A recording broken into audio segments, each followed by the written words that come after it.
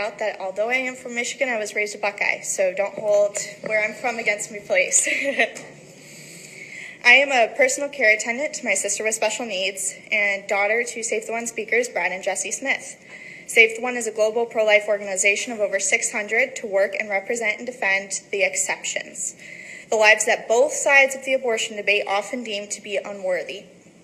I'm here today to remind you that every beating heart is valuable and worthy of the right to life without exception. I was 9 years old when Faith was born. She was diagnosed shortly after birth with trisomy 18, which is considered a fatal fetal anomaly.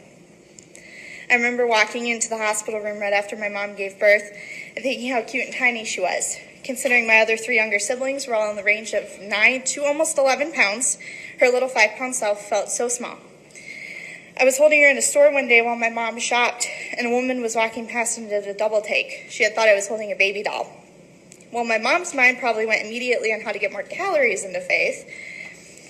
I was so overjoyed and so proud. What little girl doesn't want a baby sister who looks as adorable as a baby doll? My 9-year-old self at the time didn't know that just a few short weeks before, my parents were told by doctors that Faith's life would ruin me and my younger siblings' lives, that her existence would crush ours. Fast forward 10 years. 10 years that we were told were impossible. I won't deny that there were hard days full of fear and uncertainty, but every single one of those days was worth it. Because of the weeks spent in hospitals at her bedside, I can comfortably walk into a hospital room to visit and encourage others. The oxygen and machines don't scare me. Because of her diagnosis and the long list of issues that come with it, I can understand medical lingo. The long names and fancy words don't intimidate me. Because of growing up in what sometimes felt like medical school, I'm not a certified caregiver in the state of Michigan. I have a job today because my parents chose life. Faith did not crush us, she built us. We're each more compassionate and kind people because of her. Faith's genetic abnormality gave her a lot of extra physical health issues that most people do not have to live with. And because of that, she's often looked at with pity. What people don't know is Faith is the most mentally healthy person I know. While some of us here have struggles with self-esteem or anxiety or depression, she exudes confidence and never questions her own worth.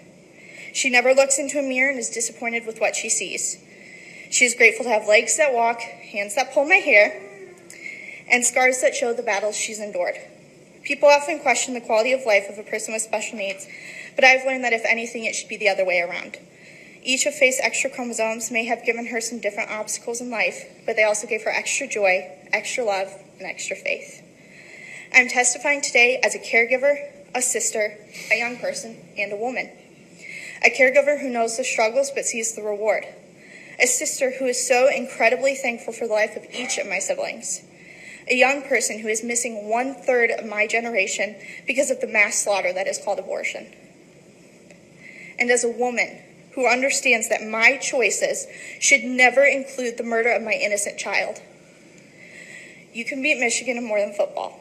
You can win in the value of life that you hold for your citizens. If you want to see the people of Ohio become more compassionate and develop stronger communities, pass HB 23 without exceptions. The heartbeats of Ohio depend on it. Grace, thank you so much for your testimony today. Are there any questions for Grace? Representative Russo.